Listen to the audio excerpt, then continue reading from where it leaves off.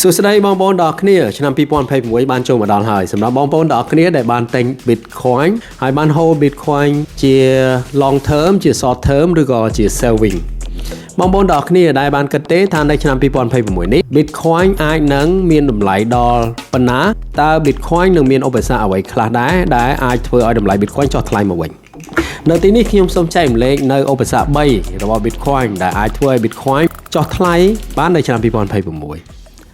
Buy Bitcoin, you hold Bitcoin, you support the Bitcoin protocol, you do not sell your Bitcoin. ឧបសគ្គទី1របស់ Bitcoin នៅក្នុងឆ្នាំ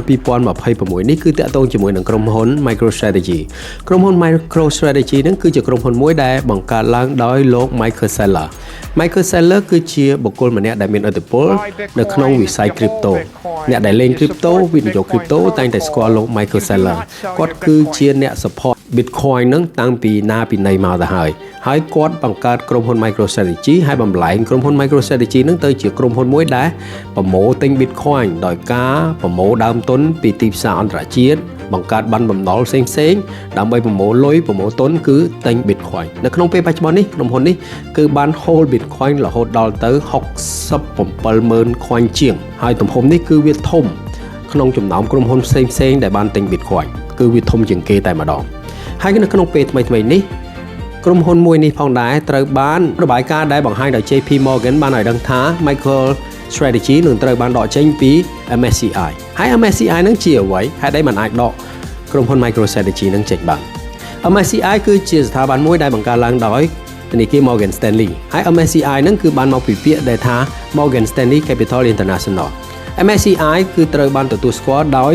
អ្នកវិនិយោគខាងផ្នែកទីផ្សារមូលបត្រទីផ្សារ stock ពួកគេតែងតែយករបាយការណ៍និងទិន្នន័យផ្សេងៗដែលដាក់ចេញដោយ MSCI យកទៅវិភាគដើម្បីធ្វើការទិញ stock និងទិញក្រុមហ៊ុនទាំងឡាយណាដែលបានចាត់ថ្នាក់ចូលនៅក្នុង MSCI Index ហើយនៅក្នុងពេលថ្មីៗនេះ MSCI Index គឺបានកែប្រែគោលនយោបាយរបស់ខ្លួនក្នុងការចាត់ថ្នាក់ក្រុមហ៊ុនទាំងឡាយណានៅក្នុង Index របស់ខ្លួនហើយក្នុងនេះផងដែរ MSCI បានឲ្យដឹងថាក្រុមហ៊ុនទាំងឡាយណាដែលមាន assetដែលមានទ្រព្យសម្បត្តិ 50% ជា cryptocurrency នឹងត្រូវបានចាត់ថ្នាក់ទៅជាក្រុមហ៊ុន investment fund វិញមិនមែនជាក្រុមហ៊ុន operating company ទេដោយសារតែការចាត់ថ្នាក់នេះនឹងធ្វើឲ្យក្រុមហ៊ុនទាំងឡាយណាដែលនៅក្នុង investment fund ហ្នឹងនឹងត្រូវបានគេដកចេញពី MSCI Index ហើយការដកចេញពី MSCI Index ហ្នឹងវានឹងជះឥទ្ធិពលទៅលើការប្រមូលដើមទុនរបស់ក្រុមហ៊ុនទាំងនោះជាពិសេសនឹងអាចធ្វើឲ្យអ្នកវិនិយោគផ្សេងៗដែលបានដាក់លុយទៅក្នុងការវិនិយោគរបស់ខ្លួនទៅក្រុមហ៊ុនមួយនោះហើយនឹងត្រូវបានដកចេញតាមការវិភាគរបស់ទីផ្សារប្រសិនបើក្រុមហ៊ុន MicroStrategy ត្រូវបានដកចេញពី MSCI Index ក្រុមហ៊ុននេះនឹងប្រឈមមុខនឹងការបាត់បង់ដើមទុនឬក៏ត្រូវបានអ្នកដែលវិនិយោគនឹងដកទុនទៅវិញនឹងរហូតដល់ទៅ8 billion មិនមែនជាទំហំសាច់ប្រាក់មួយដែលទូចទេចំពោះក្រុមហ៊ុន MicroStrategy ដូច្នេះហើយនឹងធ្វើឲ្យក្រុមហ៊ុន MicroStrategy នឹងជួបប្រទះនឹងបញ្ហាវិបត្តិទាក់ទងជាមួយនឹង cash flow ឬក៏គេហៅថា liquidity នៅពេលនោះផងដែរក្នុងដំណាក់កាលដែលមានបញ្ហាដូចនេះក្រុមហ៊ុន MicroStrategy អាចនឹងធ្វើការដាំតម្លៃ Bitcoin ដោយការលក់ Bitcoin ក្នុងទីផ្សារដើម្បីប្រមូលលុយដែលស្មើនឹង8 billion ណាមកទប់ដើម្បីដោះស្រាយបញ្ហាដែលខ្លួនប្រឈមមុខជាពិសេសគឺតាក់ទងជាមួយនឹងដើមទុនដែលត្រូវសងជាមួយនឹងម្ចាស់ភាគហ៊ុនឬក៏ដោះស្រាយនឹងបញ្ហាពន្ធបញ្ហាliquidity ផ្សេងៗដូច្នេះហើយទើបទីផ្សារគេចាត់ទុកក្រុមហ៊ុន MicroStrategy ក្នុងពេលបច្ចុប្បន្ននេះណាដែលត្រូវ MSCI ធ្វើ review នៅថ្ងៃទី15ខែ1នេះគឺជាឧបសគ្គដ៏ធំមួយសម្រាប់តម្លៃរបស់ Bitcoin តែម្ដងដោយសារតែក្រុមហ៊ុនមួយនេះ hold Bitcoin ច្រើន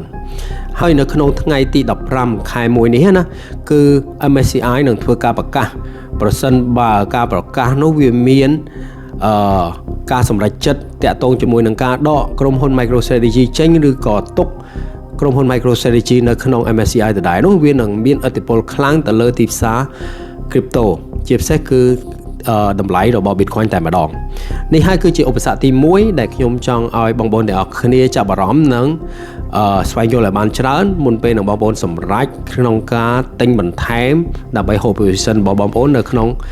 ទីផ្សារ crypto ជាពិសេសគឺ Bitcoin